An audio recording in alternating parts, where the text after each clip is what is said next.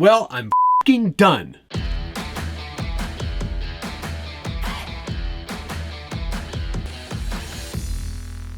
Welcome back to the Scale Builders Guild. Thanks again for watching. It's episode, 10 of Road to the Rockies. I'm leaving actually in 2 days. I did it. It's done. All 3 classes. I built trucks. I'm not going to say it was easy. I'm certainly not going to say it was quick, but they're done. To my almost preference, I had to cut some corners, but hey, if you are not aware, Josh from Harley Designs and myself are traveling to Colorado. We're going to the Rocky Mountain Regionals hosted by Team Garage Hack. Lots of friends. It's going to be a lot of fun.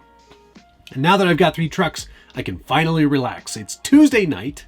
No, today's Monday. It's Monday today. I can have a regular day tomorrow and Wednesday and enjoy the live stream, then get up and jump on a plane and go drive these trucks. Without further ado, let's just jump right into it. We're going to go in reverse order. We'll start with Class 3, the unexpected Class 3. It's right here. And here it is. I call this the BedDolt. Thanks to Turks and Jerps for coming up with that very funny name. It is a deadbolt body, or was a deadbolt body. It's been mildly trimmed. And this is a pretty low effort build. I had most of this all ready to go, and wasn't obviously my intention. My intention was to try and put together a chopra, but timing is against me. I actually started this, Friday. So for all intents and purposes, it's a Class 3 truck, and it's pretty much ready to go. Let's obviously, like I said, deadbolt body on top, trimmed, and metal bumpers front and rear, and that's about it. It doesn't have a ton of points, but let's get the body off so you can get a look at the chassis. This is, if you gathered by the decal that I put on the front of this truck, it is a fair lead, large problem. This is a Artful Dodgers Ground Fox chassis. Low CG is the sort of the goal with this chassis, and I'm running a Holmes ESC and a Holmes Revolver V2 motor, 2200 kV. It is a 4-wheel steer truck, so it's got that going for it. It does also have a Holmes SHV. It does also have a Holmes SHV 500 low-profile steering servo, front and rear. It also has a Vanquish Products Curry F9 rear axle, because it's the only other servo on axle steering setup I had on hand. It's got a Reef's Comp Spec 300 IS servo, which I stole out of my base camp to just basically put this together. There isn't much more to say. Elements, high clearance links. I've got an SSD front diamond axle up front, so at least they sort of match. It can run on 4S. Both the front and rear servos for steering are direct power, and I've got metal drive shafts. So it's a truck. It's not going to get that many points. I can tell you that much right now. It's definitely, like I said, a fairly low effort truck. The goal was really just to have something to drive in Class 3, so I wasn't watching Josh drive someone else's truck. Yes, Josh is not going to have his own Class 3. He's borrowing somebody's at the event, which I think is even lower effort than this. At least I built something. I should also mention West Desert Wheeler did these beautiful 2.2 cut and shut crawler TAs, and there is a squid insert 3D printed foam, or 3D printed insert in the tires there, and that's about all I can tell you about this truck. Its goal is to drive and maybe finish a course or two. That's all I can hope for. It looks cool though, and it's got a funny name on it. So, yeah. How many scale points does it have? Great question. I think I pointed it out around 30, which is not good. It's very, very bad. Considering how terrible I am at driving, you really do need all the scale points to sort of compensate for that bad driving. And this doesn't have them. You go ahead, son. Have a nice time. All right, let's bring up class 2 because I don't want this to be a long video because I want to get some sleep. The Volvo Suga. Not much has changed since the last time you saw it. It does have a front windshield and some back windows. Tinted so you can not see how poor the interior is. There is an interior in there. There is also an internal cage. That does get me a fair number of points because it does have crossbars and tubes and all the things you need to get those points. It is the SCX10 Pro kit underneath with the carbon fiber rails, among other carbon fiber pieces from DSM Off-Road. Otherwise, yeah, it's pretty much stock. What are we running motor-wise? This is a Fusion Pro. So it's got the Fusion Pro system running in it, front and rear metal bumpers, custom 3D printed body with, you know, compy sort of look. What else can I tell you? Oh yeah, body is mounted firmly to chassis. It is quite a heavy truck. I did weigh them all. Class 1 is the heaviest, which is always bad news. But worth it once I show you this. Proline trenchers, Crawler Innovations foams, Method Vanquish wheels with Vanquish Holy beadlocks. Holy beadlocks! Full light kit, which I would power up if I could. I'll show you here. I'll put a picture of what the lights look like. I don't want to take the body off and put a battery in it. It's a real pain. But yeah, this one points out at a full 50 points. As you see it, I didn't have to add any goofball accessories, no firewood, no bedrolls made for two, full interior. It's a tiny man, a tiny Stan Lee in there, but it's big enough to count. He's knees up only, so not a full figured driver. I couldn't get his feet to fit under the firewall, but still a fine looking vehicle. Certainly exactly what I was hoping for the most part. This body is nice and rigid, so that'll be good. Did I have the tail lights on the last time? Maybe not, but they're on there now, and pretty pleased overall with the looks. Oh yeah, inner fenders front and rear, so you can't see anything under there, which is key to this whole experience of scale trucks. That's basically class 2. I'm pretty happy with this one. I think it looks pretty good. I actually drove this outside, so I know that it goes forward. I know it goes in reverse. I know it can steer left and right, and that the winch works. What more do you need? It's perfect. I'm looking forward to driving this one. More than anything, the SCX10 Pro chassis, that's what's really got me kind of jazzed, because I think it's going to be a fun chassis to drive. Just based on the limited time I had in the garden. If the courses are anything like that, we're in great shape.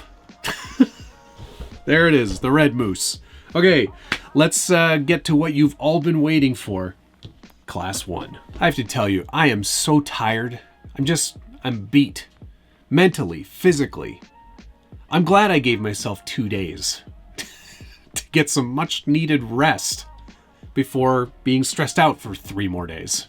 I don't know why I do this to myself. All right, here we go. Yep. It's a Mountain Dew liveried Porsche. Look at this thing. I can't be happier than I am with how this car, it is a car, how this car turned out. Much thanks to Josh for putting in all of the hard work of designing this car. Without him, I would have nothing. I would have some carbon fiber materials and a good 3D printer, but this would not exist, certainly not in this state. And while it's been an absolute effort to build this car, I could not be happier with the results. It looks awesome from every angle. Now, the first thing you're noticing, of course, is the livery, and that is something that I'm a little sad about. I'm going to put a picture here to explain why we ended up with stickers instead of paint. I really wanted to do that paint technique where I actually used a clear paint over the carbon fiber to let that carbon fiber show through and still do a painted livery like you see here. Unfortunately, on this side, I did a test and put down my masks to do this Mountain Dew logo. When I sprayed the paint, everything looked great. You could see through it. It was transparent. It was still carbon fiber underneath. It looked amazing. I pulled the mask off, and with the mask came some of the clear coat and some of the paint. So that left a mark. I had to completely sand and use some thinner to get that paint off of this side. And I had to respray clear and start over again. And rather than risk ruining any more and wasting more time, thankfully, I called up Freaky Skins and I said, I need a rush job and I'm willing to pay whatever it takes to get it here. He delivered overnight, in fact. 1 24-hour period. Gave me these great decals, and I am so thrilled with how they turned out. And in fact, it's actually kind of appropriate because this livery is in sort of a reaction to Josh's livery, which you haven't seen yet. I'm kind of bummed because I get to spoil the joke before you even see his, but you can assume it's going to be a cola based on the taillight, which says not cola, because Mountain Dew is not a cola. I don't care what anybody says. But yes, what more can I tell you? Lots has happened. There is now a mount for the wing, so that actually stays on there. Josh and I agreed, though, we are going to take it off for the actual comp. We'll tech it in. We don't need it for tech, but we'll tech in, and then we'll run without the wing, just because, you know what? We know it's going to bust off. There's no way it's not going to. It's gonna. Has to. Full interior. 4 seats, just like any good Porsche would have. And that's Stan Lee right there. Another Stan Lee driver. This one is more full-sized and accurate to the scale of the car, which I am much happier about. I didn't like going with the tiny man. I wanted to go with a big man, because I'm a big man. Unbelievable. Yellow headlights, because yellow headlights always look better on a Porsche. I don't know what it is. It's just like when it's rally inspired, sort of like this one is, and off-road. Amber, man. Gotta have the yellows. I think it looks great. Underneath, it's pretty clean. There's not a lot to report under there, which is pretty great. Everything kind of just went together, and if I was smart, I would have taken a lot more video as I was assembling it. But Josh did a really amazing job of creating these nice jigs to kind of get your pilot holes absolutely dead set perfect for mounting the body to the chassis. And behind these M3 bolts, there's actually an M3 nutsert. It's inserted into a solid 3D printed piece that has basically become the mount between the sliders and the body. And it's tight. It's super tight. It feels great. If you're looking at the window and going, that doesn't look very clear, and gosh, I was kind of hoping for a much shinier window. Well, don't worry. It still has the overspray film on it. And the reason I did that was I wanted it to stay as nice and as clean as possible for its travels, and it doesn't get scratched before I get there. Another Fusion Pro in this as well. This will just run on 3S. I'm not going crazy. Comp 300 IS winch, and then we've got another Reefs 900 powering that servo. And one of the things that we were both concerned about with this whole setup was you cannot see electronics from the top of the vehicle. So thank goodness for me, I chose such a big girthy driver. You can't see that steering servo in there, can you? Nope, you cannot. So I feel pretty darn good about that. The motor is lit up from the inside, so you actually see it through the vent on the back. You'll actually, here, take that off. This whole section gets lit up. There is an LED strip from sorrca right under there. The headlights are a 4-pot, also from sorrca. Gosh, if I could easily turn those on, I would. But it means taking everything apart to get at the battery, because Josh's his battery tray fits a little too tight to the body and to the motor, and it doesn't actually come out the way it's supposed to. So small redesign required. But otherwise, it's a Porsche. It's an off-road Porsche, gosh darn it. And here it is. This points out at 60 points, just the way you see it. You get 15 points alone just for the body. So pretty happy we went with a custom carbon fiber body. There is obviously lots of points for the engine and full interior with 4 seats. It's just, I can't, man, oh man. I went ahead and swapped all the tire foams to Crawler Innovations dual stage for $1.25, but I take the tuning ring off of them so they fit in there nicely on these Falcon Wild Peaks from Vanquish Products. Of course, there is the new brass weights on the front axle as well to really give it a nice bit of heft down low where you want it. I'm so happy it's done.